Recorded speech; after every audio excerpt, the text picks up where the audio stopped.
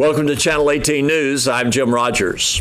When the Hopkins County deputies arrived at 1495 Industrial Drive, they were there to arrest Monica Renee Milan, age 24, and Marquise Alfredo Hernandez Jr., age 26, following a tip from Crime Stoppers. In the room with the two were two $100 bills that proved to be counterfeit. When the deputies knocked on the door, Milan told deputies she needed time to put a top on to cover herself. When she allowed them to enter, they asked about Hernandez and were told that he was not in the room. They asked permission to search, and consent was given.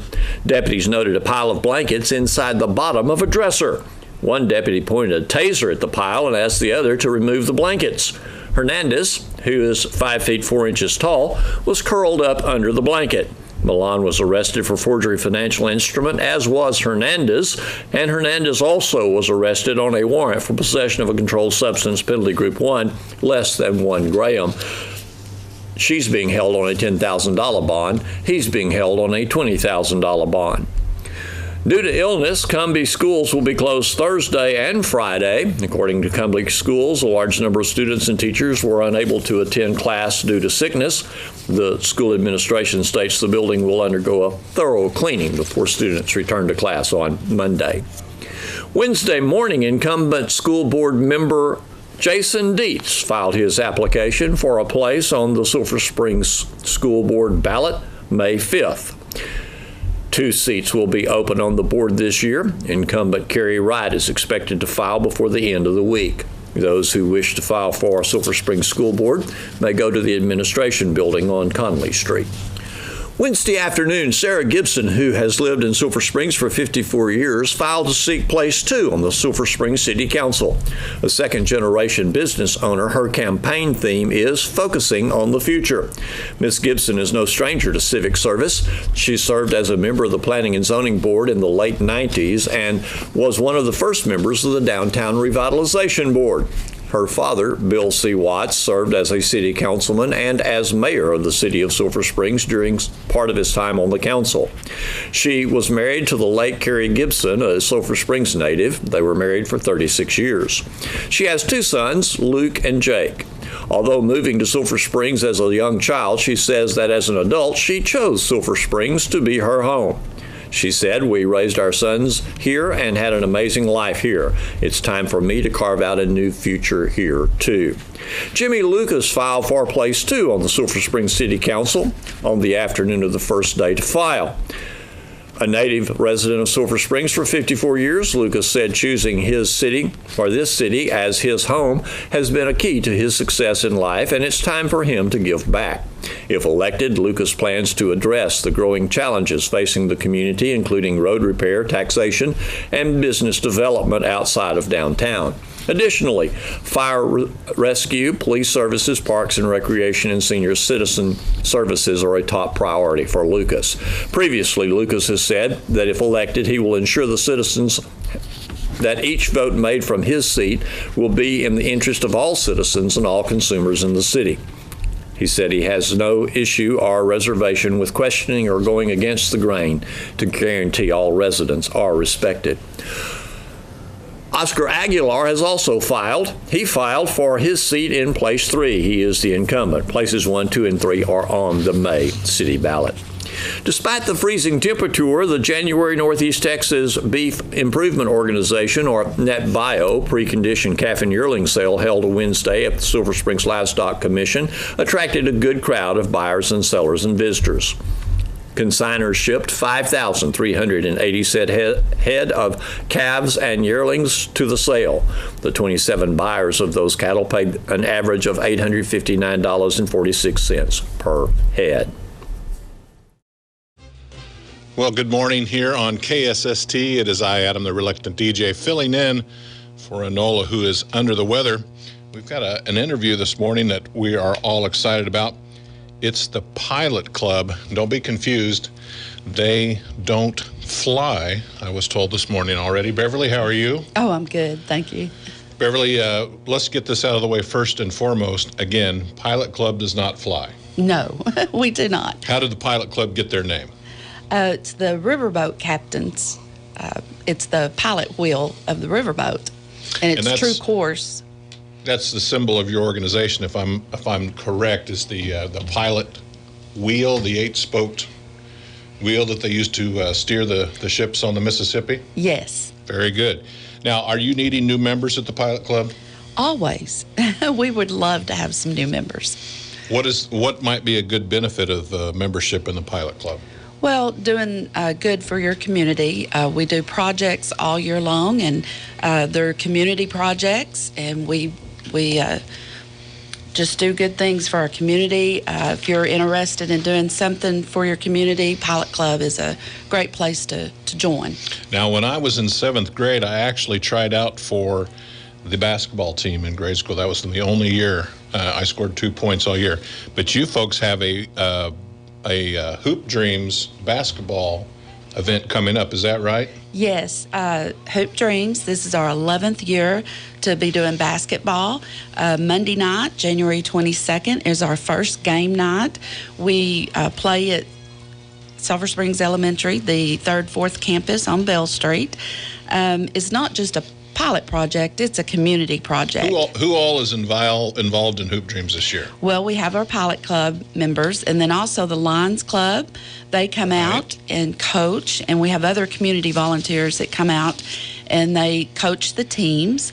And then we also have a lot of sponsors that help this event. There's no charge to play, and so it's all a community event. Alliance Bank helps sponsor, J. Hodge Chevrolet, Encore, Cody Stewart with What does Cody Stewart do for you? Eternal Creations. He has always provided our trophies. Yes. Every year he picks out a medal or a trophy, something special for the kids. And what about those gentlemen gentlemen and ladies at the Lions Club? What do they do? They coach, and it's great. And then we have teen court volunteers. They come out, and they are what we call buddies, and they buddy up with the players and help them if they need assistance going down the court. We have some kids that are in wheelchairs, and we'll put a basket on their chair, and they can put the ball in the basket and go down the court and shoot the ball. We have some in walkers. We put a basket on the front of their walker so they can carry that basketball down the court and shoot the ball. Now, teen court, is that mandated by the teen court that they come and help you folks out in all cases? No, they volunteer, but if they need community service time, we are considered a community service. So they help us a lot. They help us all year long. If we have an event such as our fundraiser or anything that we need help with, they come out and help us. That's a good organization. It is. I didn't need teen court when I was a teen, but I think it's a good thing for the community. Now, I need to ask you, how much does it cost to be a player in the Hoop Dreams? There is no fee. It's completely free of charge. The kids just come and play. We provide them a T-shirt. And then at the end, we give them awards night. We give them a trophy. We also, Joy Wilson with Millennia Shopper takes photos. Oh, okay. And she gets an action shot of each player and then a group team picture. It sounds like every bit like professional basketball team to me. Trophies and pictures and what have you. The Sulphur Springs Middle School cheerleaders come out on awards night. They have it all years. They come out, and last year we had guests. The Sulphur Springs Drumline came out. We've had the high school cheerleaders. This year, the middle school, they come out and cheer the kids on and do a little performance, and some of the players get out on the court and perform with them. The younger girls sure like to. Oh, I see. To hang out with the cheerleaders, you know. Now, this sounds great, but are all the positions filled? Are you taking any more players? We'll take as many as we can get. Okay. We have currently about 27 signed up.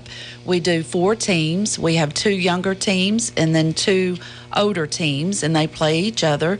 And y'all have come out, and KSST has, and videoed them before, and the kids just think that's awesome. Well, we certainly are going to try to get Doug Haston out there. We're going to try to thaw him out and see if he'll come out. Now, I heard that there's going to be someone singing the national anthem. Yes, to our surprise, several of the players sing. And we have Gabby Spate. She's attends Commerce High School. And we also have Riley Reed and Lexi Cooper. They attend Sulphur Springs High School. And each night, one of them will sing the national anthem. That's amazing. Now, again, this is a 3-night event. 4. Sorry. You're good. 4-night event. I have your January 22nd, 29th, February 5th, and 12th. Yes. Now, the award ceremony is the last. It's after the game. We will Right. play a game, and then we play for 1 hour, 6 to 7, and then we'll do an award ceremony afterwards. That's we long. provide them the trophy, Yeah. and then they get their picture, their pictures framed photos. Excuse me. So that 1 hour, that's longer than I could ever play that. How do they, if you had someone that you wanted to come and play on the Hoop Dreams, how do they get a hold of you? How do they get entered? Or as there's an email on here, is it bowens@alliancebank.com? Is that right? Yes, they can contact me at Alliance Bank, 903-439-6748, or they can just come about 5:30 Monday, January 22nd. Just show up. Show up, we'll have a form, they can sign it, and they can play. And again, where are the games taking place? It's the 3rd, 4th campus, Sulphur Springs Elementary campus, Got which it. I call the old high school. So, Right. Very good. All right. Well, anything else about the Hoop Dreams? some of these players have played with us all 11 years. Through their career? So we have watched these kids grow up playing basketball. We started out as teaching them how to play, more of a learning clinic kind of like, and taught them how to dribble, how to do a free throw, 3-on-3, and then a couple of years ago the Lions Club approached us about coaching and said, you know, they could play, we could do a team. So now we play, and the kids love it. It's such a thrill to watch them. I'd love to have the whole community come out 6 o'clock and cheer them on. January 22nd. Yes. First night. Yes. That's a Monday night. Yes, it is Monday night. Well, we will certainly keep getting the word out about that so that it's in front of everybody. Wouldn't that be nice to have a huge crowd to watch the kids Last play? year, one night, the Sulphur Springs High School boys basketball team came out, and it was just awesome. The kids loved it. They cheered every time a shot was made, and it was awesome. Right. Well, it sounds like quite a deal. Giving back to the community, yes? I don't know if you're aware of it, but probably Sulphur not. Springs, or Hopkins County, is very fortunate. You know, we have the basketball. We also have a baseball league. Really? And we also have a bowling league. Now, bowling I could probably do. We have actually 8 new kids signed up this year that have never played with us before, and they've either moved here to the community, and I've ran into them at Walmart or somewhere, mentioned special needs basketball, and they are amazed that this community, we're blessed to have this. We have the basketball, we have fall and spring baseball, Right. and then a bowling league, all for special needs children. When is the bowling? I think they go all year long. Oh, really? Over here at the Classic Lanes? Yes. Great. That would be, like I said, that would probably That's be, pretty awesome that that's we pretty that's kind have of my that. speed there, bowling. But, We have that offered here in Hopkins County. It's Right. pretty neat. Yeah. Well, I also see that Caregiver of the Year Award is coming up. Yes, we give that at the Chamber Banquet, and the Chamber Banquet is February 15th. Yes. And we always give a Caregiver of the Year award. Pilot is more focused on brain-related illnesses, like we do the kids with special needs. We've done bike rodeos where we give them bicycle helmets. We promote safety with the brain and brain-related. So we're looking for a nominee that is a caregiver to maybe someone that has a brain-related disorder, and it doesn't necessarily have to be that, any Right. caregiver. But that's kind of the focus of Pilot Club is brain-related Yes. injuries. And yeah, well, that makes sense. I'm sure you will find someone worthy here in the community. We have an application they can fill out. Oh, okay. Charlotte Baxter is actually over our Caregiver Award. She's at Carriage House Manor. And of course, they can call or they can contact one of us. Her address is Carriage House, 210 Pipeline Road, Sulphur Springs. They can just write a letter explaining why they think this caregiver should be nominated, Right. what type of care they provide, how long they've been a caregiver, and for who they provide the care for, Right. and why they think that the person is deserving of the Caregiver of the Year award. They can just write that in a letter, be sure and put their name and phone number so we can contact them with any questions.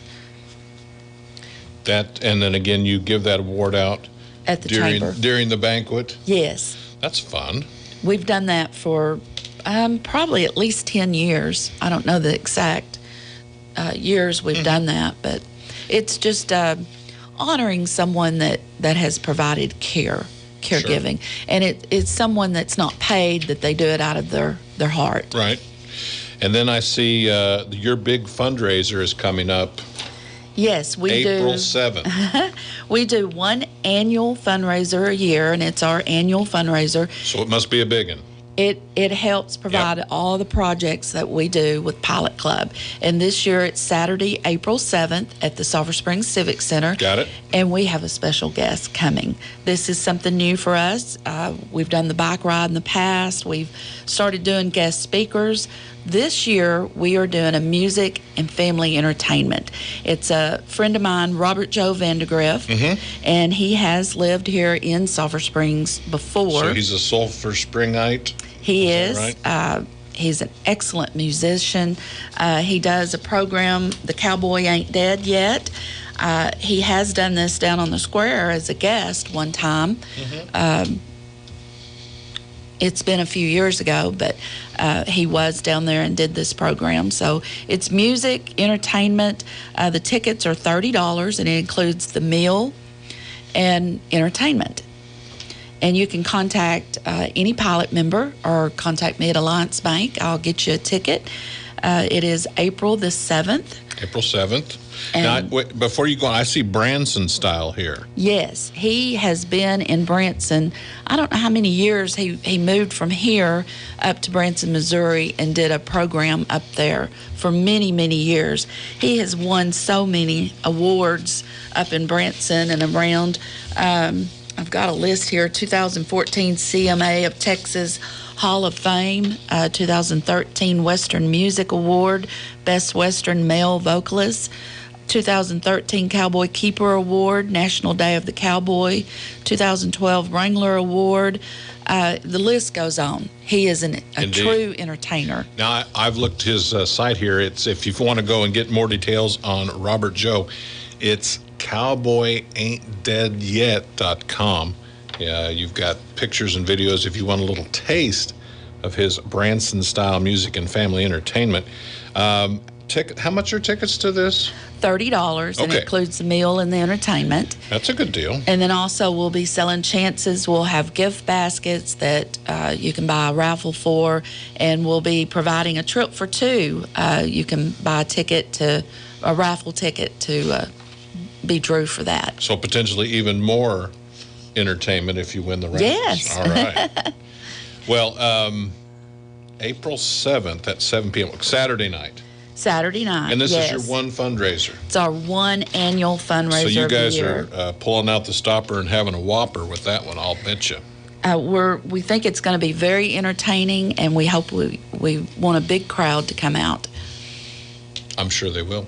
So to recap, we're almost out of time here. Hoop Dreams, January 22nd. Yes.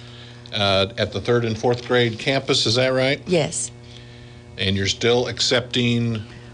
They can come that night and sign up if they'd like to. Right. It's totally free. And the Lions Club's providing the coaching staff. And come one, come all, and come watch them play basketball. Yes, we'll have lots of fun. It's very rewarding to watch these kids. Thank you, Beverly, for coming in. We're out of time. Thank you, folks, for listening in on the morning show. Here's Don Julian with sports. The scheduled Wildcats tennis match at Sherman Tuesday afternoon was postponed. It has been rescheduled for Saturday, January 27th. The Wildcats will now open their winter spring tennis season at a Hallsville tournament on Friday, January 26th. The Lady Cats softball team begins practice on Friday. They have 4 scrimmages scheduled, and 3 of them are at home. The first scrimmage at home comes up on January 30th. The Lady Cats will be scrimmaging Canton and powerful Forney. Later, the Lady Cats will scrimmage North Forney and the Colony, another powerful team. Lady Cats coach David Carrillo, beginning his 12th season in Sulphur Springs, says the scrimmage schedule is hard. He expects that to make the Lady Cats a better team. The Lady Cats season opener will take place on February 12th at Athens. Then comes the Sulphur Springs tournament on February 15th through the 17th. And Coach Carrillo has 3 big holes to fill due to graduation: second base, third base, and right field. He says he has the kids that can step up and fill those positions. Returners include slugger Brinkley Driver, shortstop Kelsey Wallace, left fielder Sadie Stroud, center fielder Alyssa Abram, and pitchers Bailey Haggerty and Allie Fight. And Chesley Roberts, a pitcher, is also up from the JV. Macy Hollins and Ashley Moore both played catcher last year. Lady Cat Park is currently undergoing renovations to the stands, to the nets, and the combination concession stand and press box. The ever-optimistic Coach Carrillo says he believes that all the work will be completed in time for that first scrimmage. The Miller Grove Hornets edged by the Saltillo Lions 39-32 Tuesday night at Miller Grove. The Hornets built their lead a little in each quarter.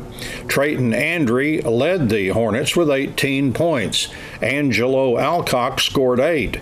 Albert Serrano had 6. Luke Brignan added 5, and Jack McCoy scored 2. Hornets coach Gary Billingsley said that he was proud of the effort that his team displayed. He added the Hornets did not execute as well as he would have liked, but he said they did a lot of little things that were the difference in the game. Miller Grove is now 2-0 in district play and 16-13 overall, and they'll be playing at Sulphur Bluff Friday night. For the Lions, Trevor Moore scored 16 points. Walker McGill had 5. Ben Moore and Chris Bocorse scored 4 points each. Lyle Bench had 2 points. The Lions are 1-1 in district play and 15-14 for the season, and they'll be playing Roxton Friday evening. Meanwhile, the Saltillo Lady Lions improved their district record to 3-0 with a 50-29 win over Miller Grove Tuesday night at Miller Grove. The Lady Lions jumped out to a 16-4 first quarter lead. They led 27-9 at the half and 43-16 after 3 quarters. The Lady Hornets rallied some in the fourth quarter, but it was not enough. Madison Simmons had another big game for the Lady Lions, scoring 33 points. Jocelyn Ochoa scored 7. Chandler Bain added 4. Anna Reeder had 3. Maddie Smith scored 2 points. And Christina Wade scored 1. The Lady Lions improved their season record to 12-15, and they will play Roxton Friday evening. Thanks for watching Channel 18 News. Have a great evening.